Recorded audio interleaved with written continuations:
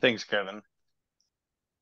I guess where I'll probably start here is that since the release of GPT-4, I guess there's been an explosion of AI products on the market, and a lot of them help you write articles or look at different types of summary information into websites.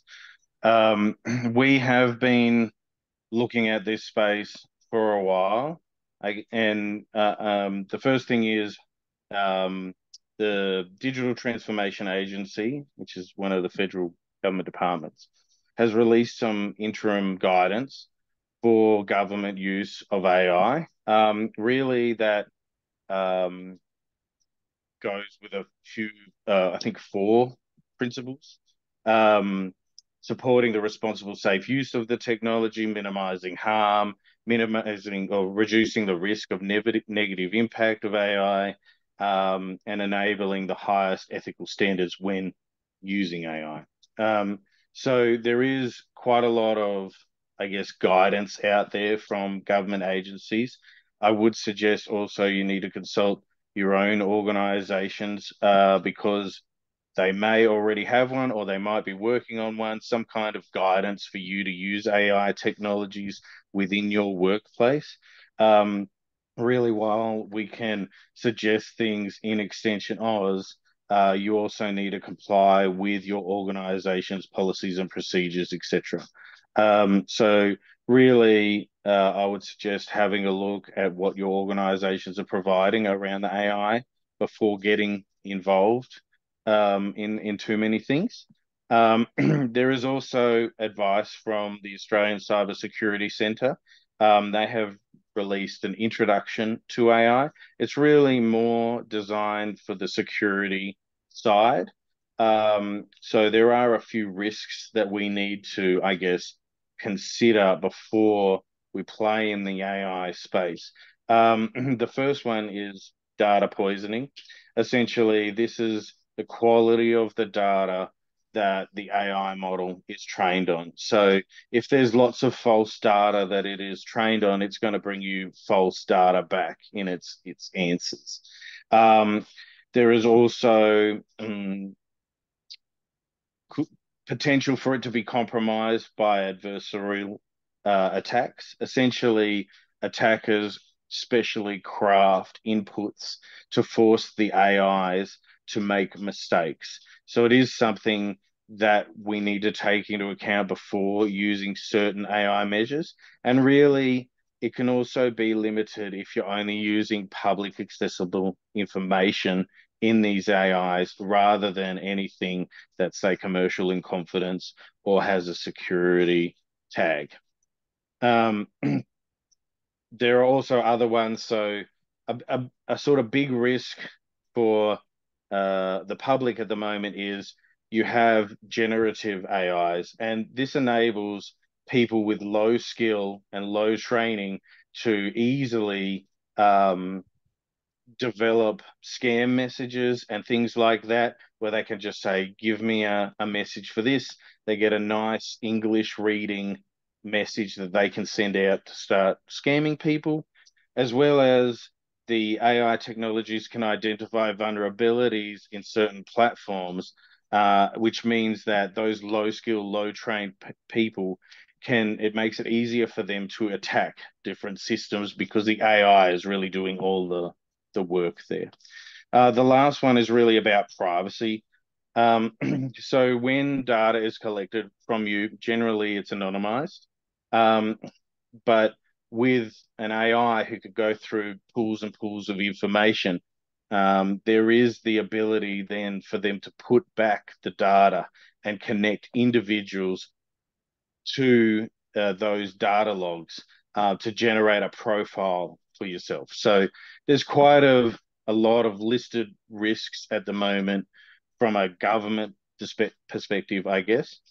Um, in saying that, there's quite a number of plugins that can integrate with websites to produce information or to provide virtual assistants and chatbots and things like that. Um, Really, they access public information. At the moment, we're not going to integrate those into our site per se, because there's quite a lot of security concerns still with that information. I have an example of what you could do, provided that your organization policies and procedures are allowing this type of thing. But just a simple one where you could present a summary on a research document. So I have a copy of a research document here, which is quite long. It's public information, quite a lot of pages. And you could say, I don't want to read this all, but I need to post something on this article. Quite easily, you can navigate to ChatGPT. You can create an account, it's free, and you can just type in research paper summary, and then you literally can copy and paste the text in. Once you've copied and pasted all of that text in, I've just done the introduction here. You get out a pretty coherent summary of the document. So that's an example of where you can just say, give me a summary on the research paper, paste in the research paper, and out comes a short summary on what that paper is about. You could then review that, quality check that, copy and paste it into an article that you're posting for Extension Aus. There's a few things that we need to check off here. I've said it again, I'm going to say it again. Organizational policies and procedures about using AI. Each organization is different, so you need to ensure that your organization is fine with that.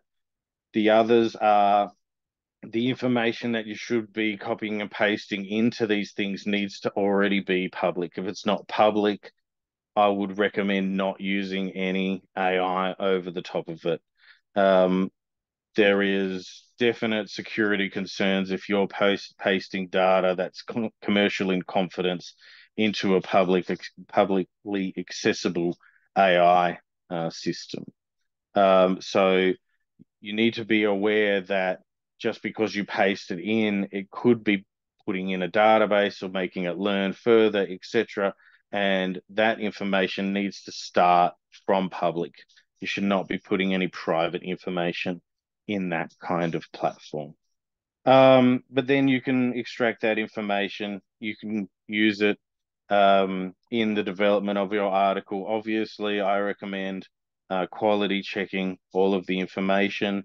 This does the same thing with if you wanted, say, a cybersecurity policy, you can say, write me a high-level cybersecurity policy for blah, and it will come back with the table of contents and some regular dot points that it has learned. It's not going to be a whole policy.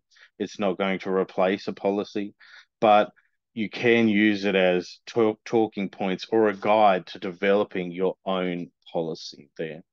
So there is quite a lot of things that you can do with it. But really it's about erring on the side of caution when you're putting information into it.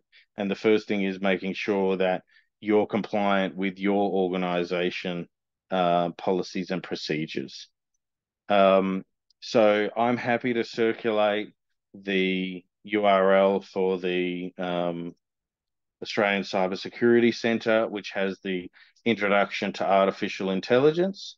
And I'm also happy to circulate the guidance for AI, government use of AI that's been done by the DTA.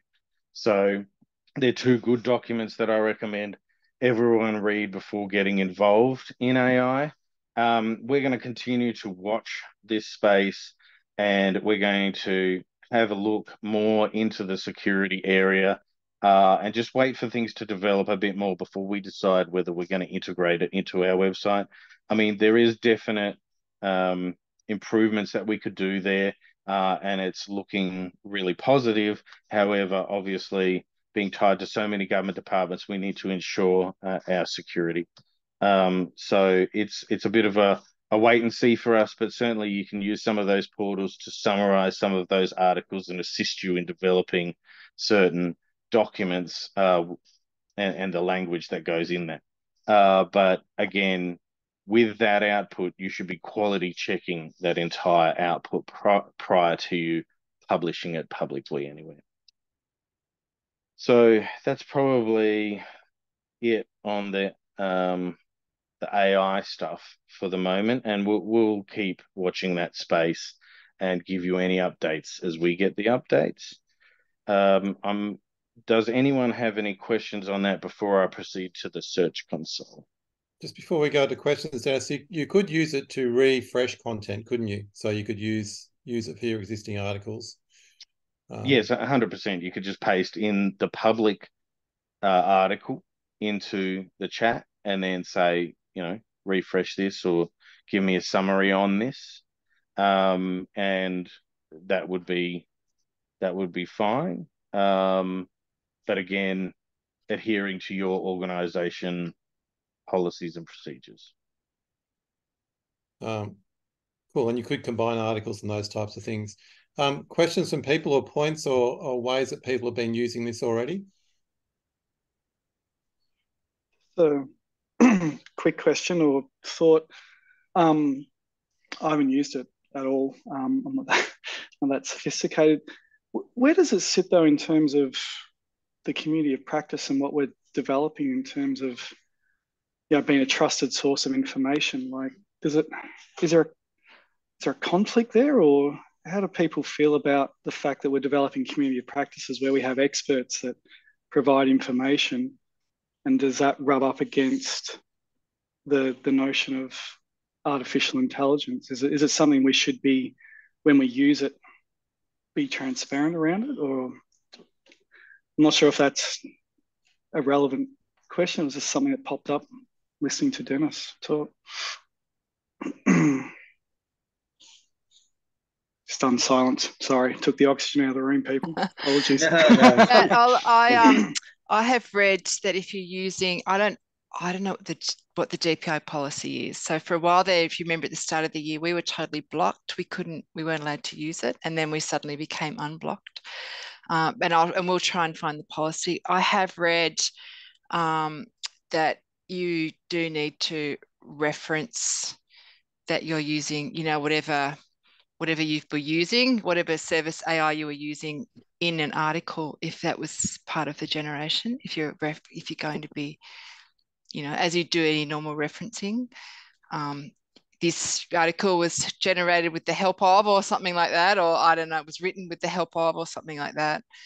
Whether we need a policy from extensionAUS, I'm not sure. It is a fraught space. There's so much you can do with it to help efficiencies and as you know, to help start thinking and all those other good things about it. But yeah, it's just a bit of I agree with you. It's like, what impact does it has on us as experts, when anyone can be an expert by typing it into ChatGPT, and just sort of getting your answer. I don't know.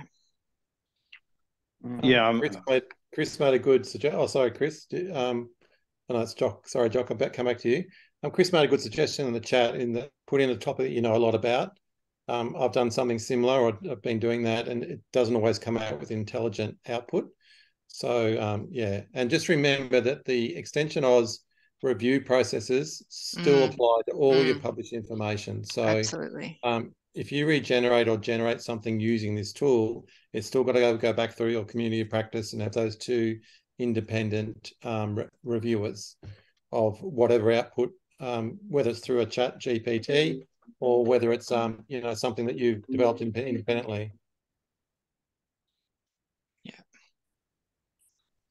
I'm sorry, Jock, you're about to speak?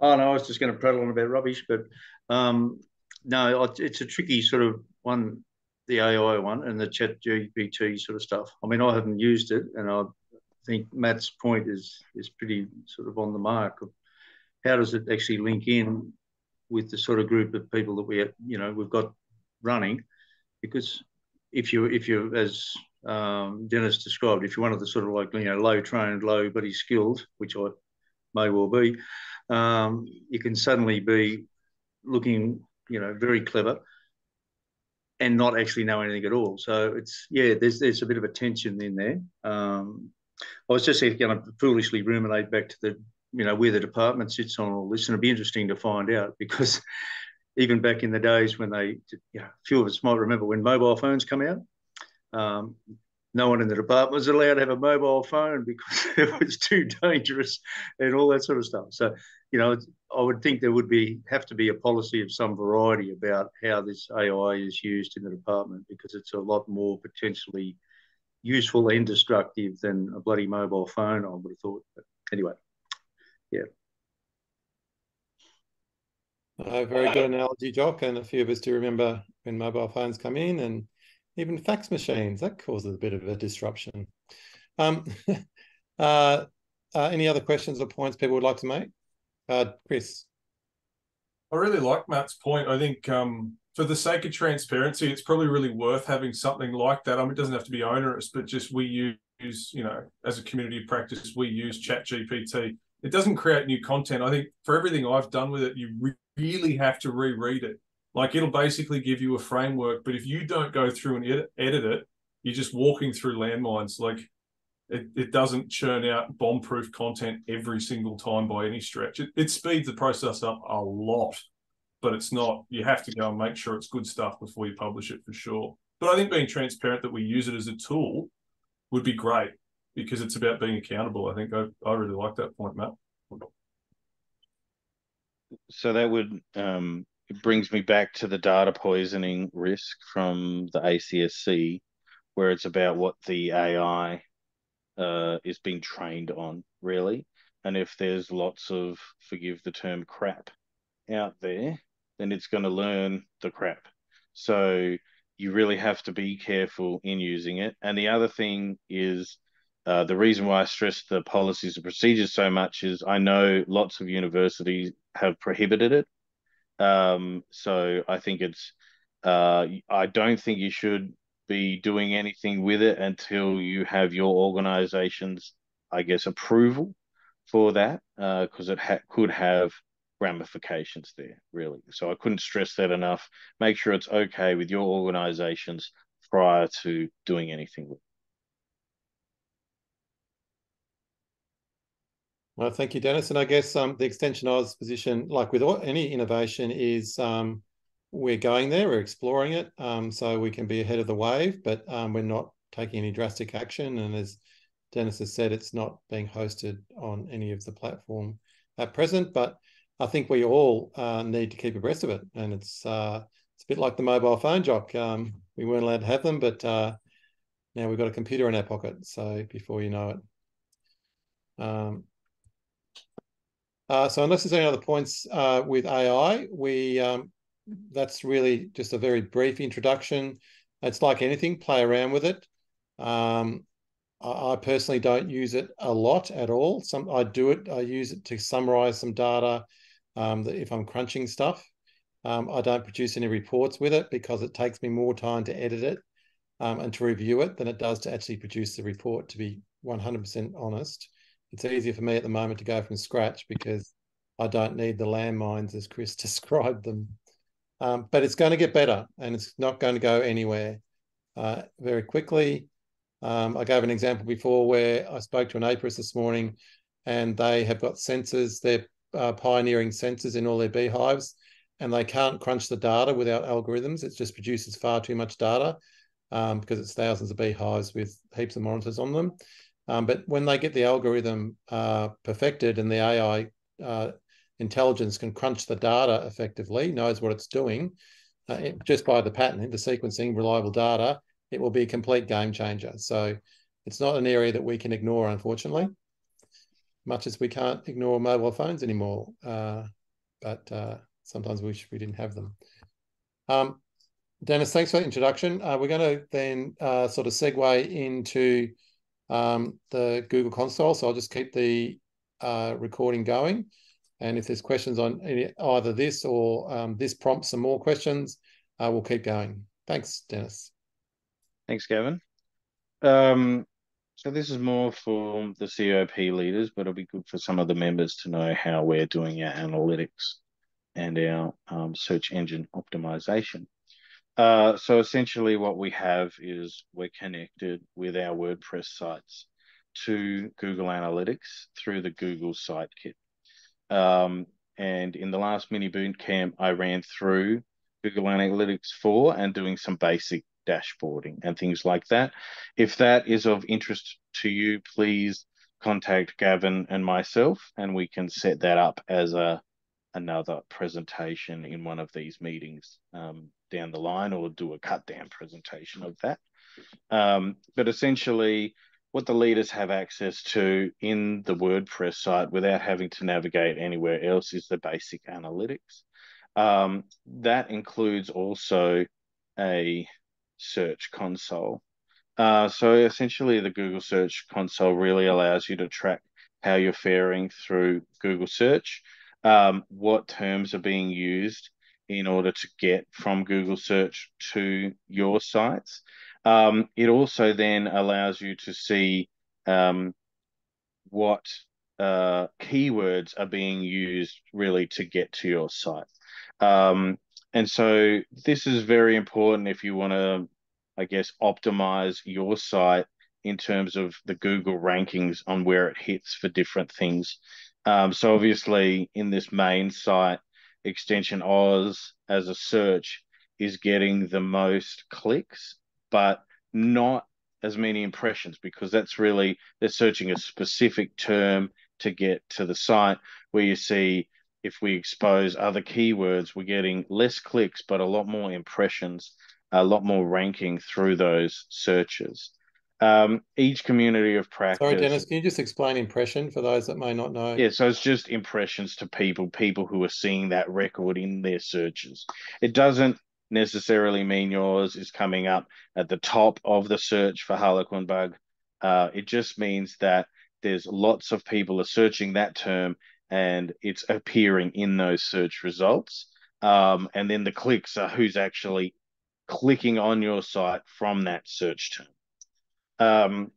So the way that you can, I guess, make this work to your benefit is really by designing your articles to have these keywords or more keywords so that your site appears regularly in other searches. So we have previously gone through a training session on what's called Yoast. It's our search engine optimization integration, I guess. It's a little plugin that we have in WordPress that allows us to do things like putting key phrases and keywords and descriptions into our search engine optimization that then relays that to the Search Console, which is where Google looks for all of their results. So what I would suggest when you're customizing your posts, have a look at the Search Console and what terms are particularly used. You can then use something like this word stream, which I've said, looking at extensionaus.com.au, what are the major keywords that we could be using to really drive up our search volume. This is a free service. It's based in the US, but I'm only putting in really the site name. And then you get a bunch of different keywords. And so what you could do is plug these keywords into your Yoast plugin on different articles that are relevant to that keyword. And that will really get that Google search running to your benefit. The other thing that you can do is then monitor that through either Google Analytics. So we have the Search Console here.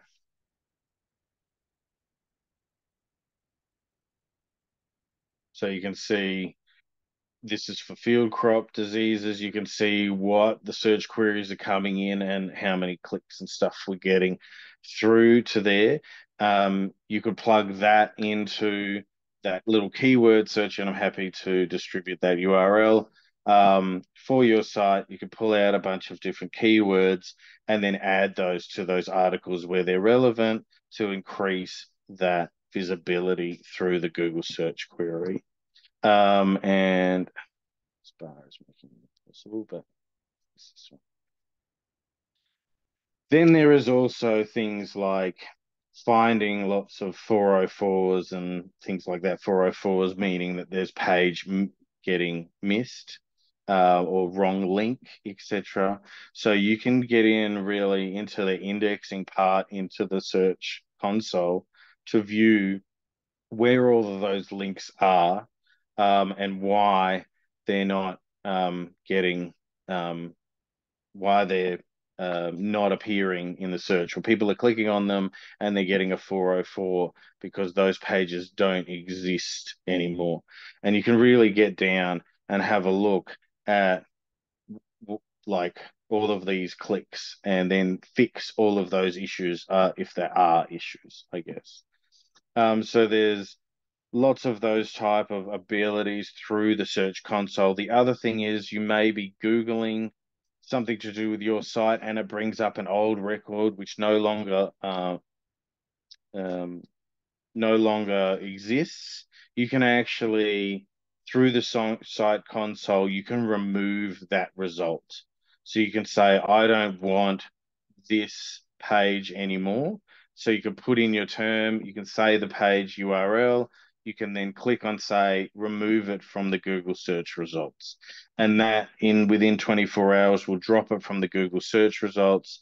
And you can just tell it to recrawl the new page, or you can tell it don't recrawl the new page. You have more control over what appears from your site into the Google search. So I just wanted to quickly highlight some of those areas and what you can do. If you are interested in learning more about the Google site Search Console, please let Gavin and I know, and we can run you through a few things. Really, it's there just to maximize your search performance and also allow you to easily see the keywords so you can plug those into your Yoast plugin when you're publishing an article. Any questions?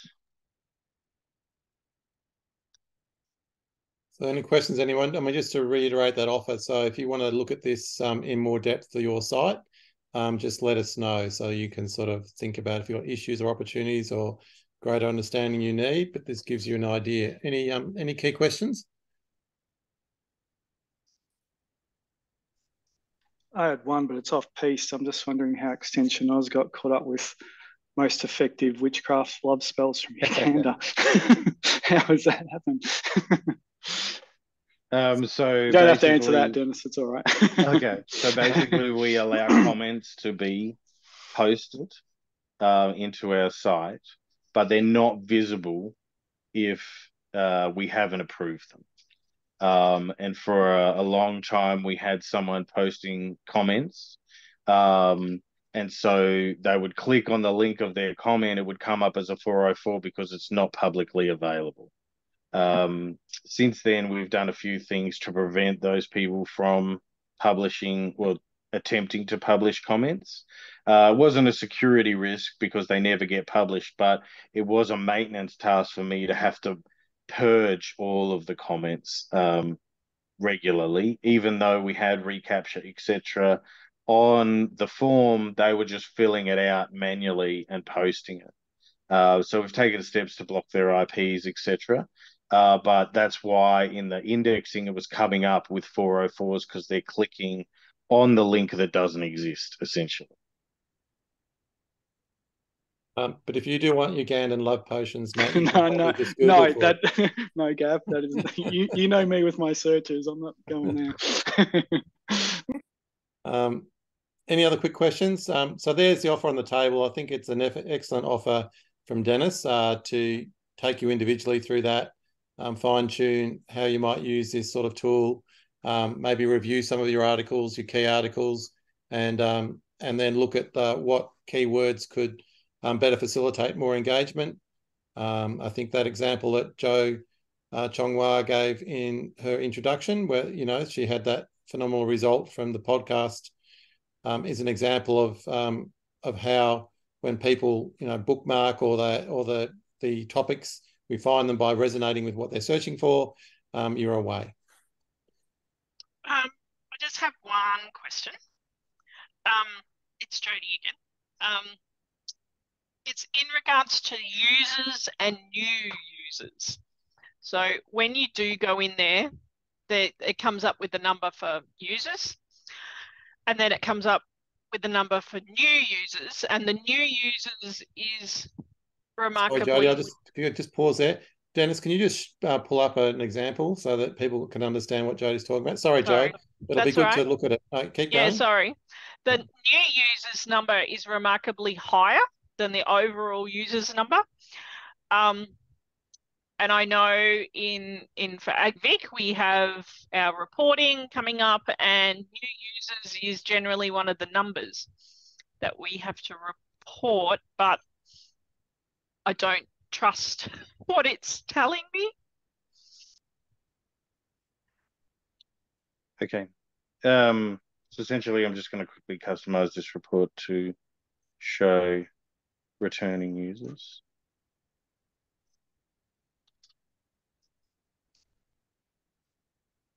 Because in the past, users have always included the new users and the old users, and then you just sort of get a number of the new users in the new users, so it's always smaller, but yeah. Yes, correct. So I think for you with the field crop diseases, especially the migration from Universal Analytics to GA4 probably doubled up some of those users. Why I think it's probably better if I just take it offline and I have a look and then see what I guess the differences are, because I think you'll find that in the acquisition overview they're probably quite high, and that looks to me like they're double. Yeah. But that's not the one that I would be probably using. I would be using the user acquisition dashboard and pulling them out here and adding in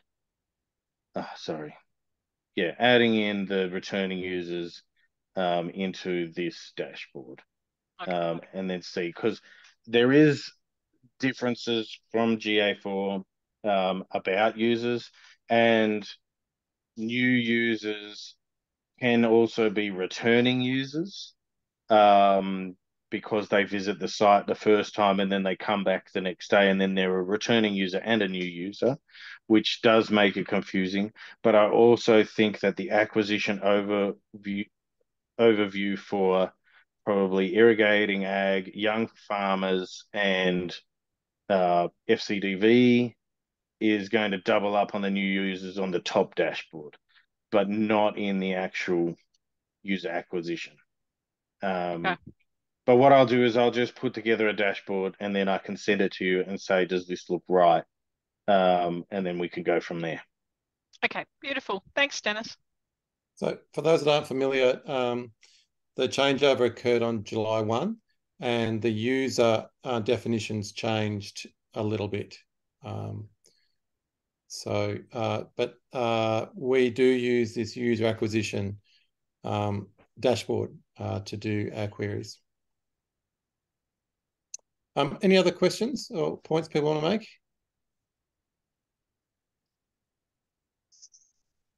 If not, we'll bring the meeting to a close.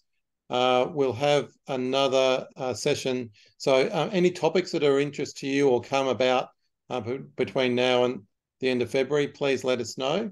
We'll put together another little session like this where you can learn something new about capability and capacity, and obviously take us up on our offers of individualising the information as you see fit.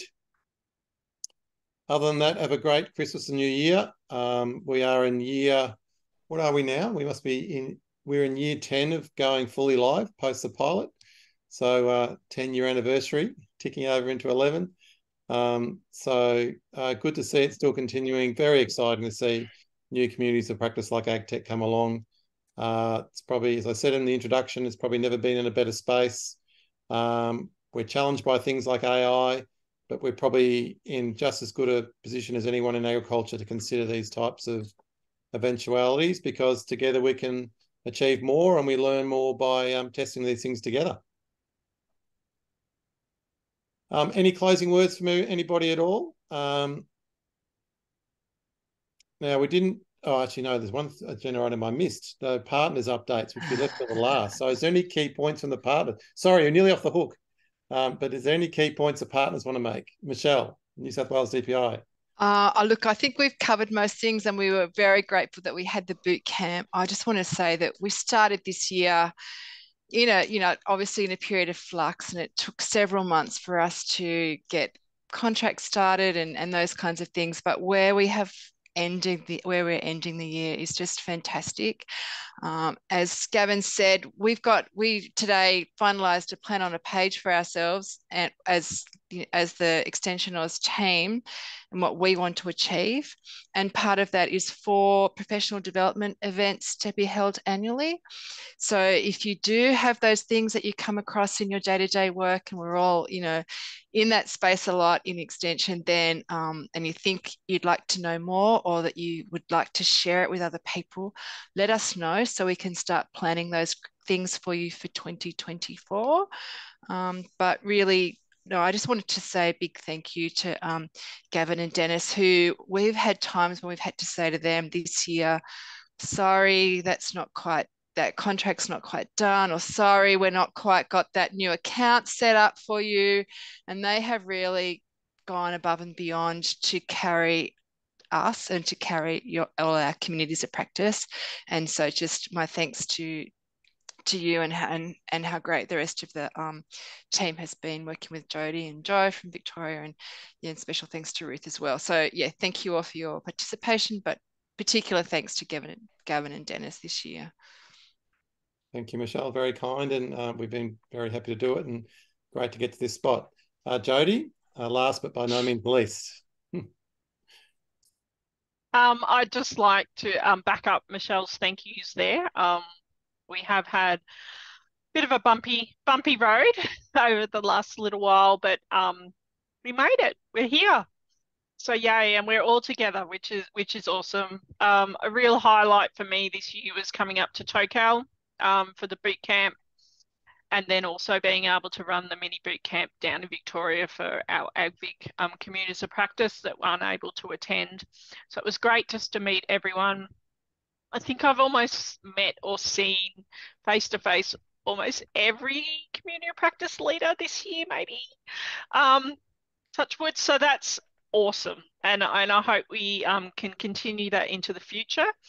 And I just look forward to working with everyone moving forward onto bigger and better things. Thank you all. Good luck to the new communities of practice as you continue to evolve, and make use of us going forward. Happy Christmas and Happy New Year. Look forward to seeing you in 2024. Thanks, Gav. Thanks, Gavin. Thanks, everyone. Merry Christmas. Merry Christmas. Thanks, everyone. Merry Christmas. Thanks. See ya. Bye. Bye-bye.